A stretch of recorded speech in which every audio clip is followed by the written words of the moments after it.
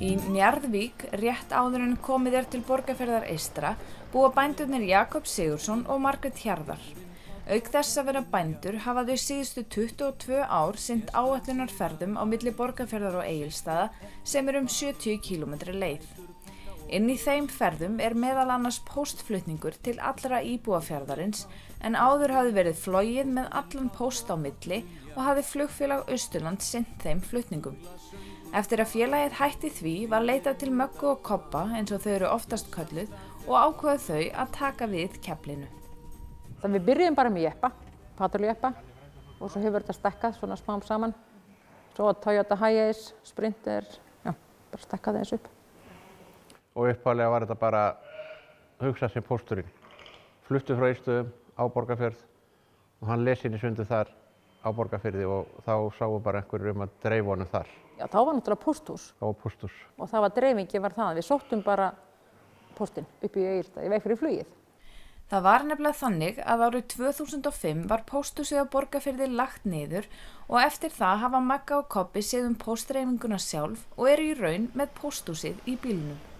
Þá hann flokkaður á Egilsstöðum og við fáum hann sundurlesinn og póstkröfur allt saman og bara stóra tösku í bílinn. Það bara pósthúsið. Taska orðin pósthús eða við, já. Já, það svona aðeins meiri vinna. Já, þetta var náttúrulega 5 daga fyrst. En svo náttúrulega allir þessi samdráttur og þá þetta bara annað hvern virkan dag. Já, núna. Já, sem póstdreifing en við keyrum alla daga, keyrum 5 daga vikunar. Hérna, þú voru að hafa þetta, þetta Aðablaðið. Þetta eina blaði. Sem allir lesa. Þetta eina blaði sem lesandi. Já, fyrir þetta Mogga. Já, maður les það nú ekki nokkulega. Það farið alltaf kl. 8 frá Borgarfirði, við keyrum Borgarfjörð. Byrjum á því að athuga í póstkassan, þá daga sem póstur og svo athuga með farþega. Og heimamenn, þeir hringja yfirleitt í okkur, láta vita og við tökum þá bara heima hjá þeim. Og svo farið 12 frá Egilsstöðum aftur. Safnað saman þar, einu og öðru, það komið allstaðar við. Það bakaríið, pósthúsið, lyfja, kíkjum á flytjanda, mjólkurstöðina, Samskip bara eftir hvað beðum. Eins og mörgum eflaust kunnugt hefur engin verslun verið á Borgarfirði í vetur en Magga og Kobbi hafa reynt að aðstoða í þeim málum og flutt varning úr verslun Nettó á Egilsstöðum til Borgarfjarðar. Nettó bara bauð okkur þessa þjónustu eða Borgfirðingum, bauð þeim bara sem gaf þeir símanúmer eða fax eða sest á e-mail og þeir gátu bara pantað og þetta á mánudögum og við höfum tekið á mánudögum pantanir þar.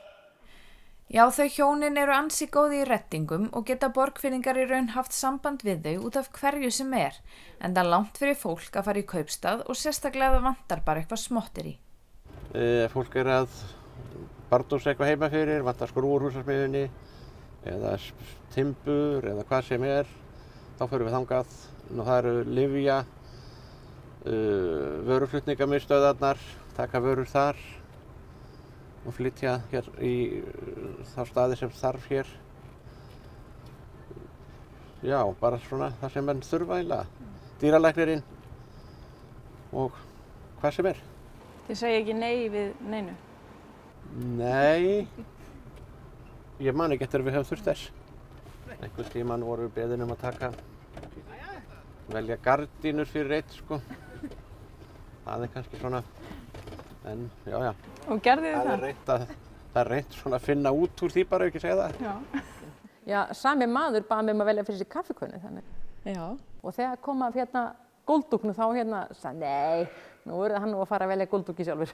Já, gardínurnar voru komnar og kaffivélinn og... Já. En þetta bara gaman að þessu.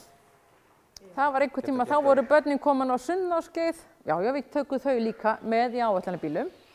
Það farið með þau, eða með þau voru fleiri, nú komast eiginlega bara einn lítinn bíl. Þá fóru þau með okkur og við frestum aðeins heimferð.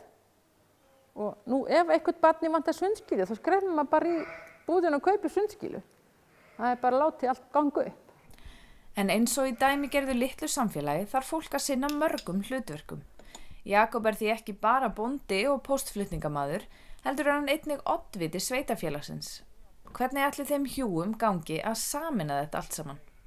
Þetta er bara Þetta er hörku vinna. Þetta er heilmikið púsl. Hörku vinna, það er ekki það. Meira að segja sumadaga þá kannski byrja ég hérna heima, svo hann að fara á fund, þá fer ég á næsta bíl í Egilsstað og við skiptum bara bíl eða öfugt. Ég er kannski einhverjum staðar að snúast og hann kemur með næsta bíl og við skiptum.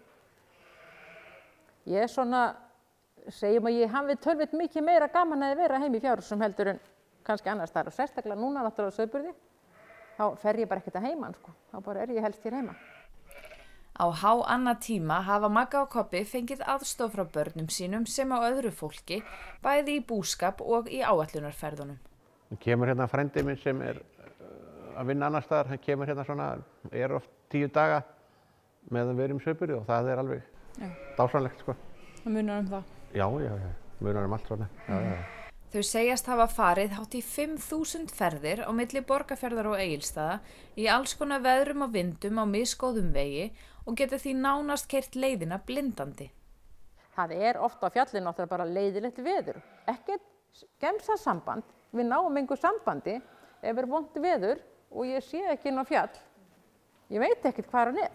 Þannig að það er voðalega slæmt að hafa það ekki sko. Það er náttúrulega gríðarlegt öryggi að En hafið þið aldrei lent í einhverjum meiri háttar óhöppum í öllum þessum 5.000 ferðum?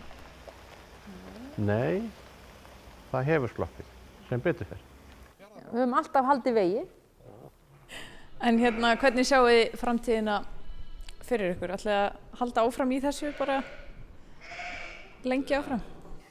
Þetta fer nú verða ágætt. Þetta fer nú kannski að verða ágætt í þessu að einhver aðri fara að taka við. Auglýsing eftir. Já, hér með sko, einhver vill hérna koma að taka við búi, þá er það líka við velkomið. Og við skulum þó ekkert endilega fylgja með sko, það er ekki næst.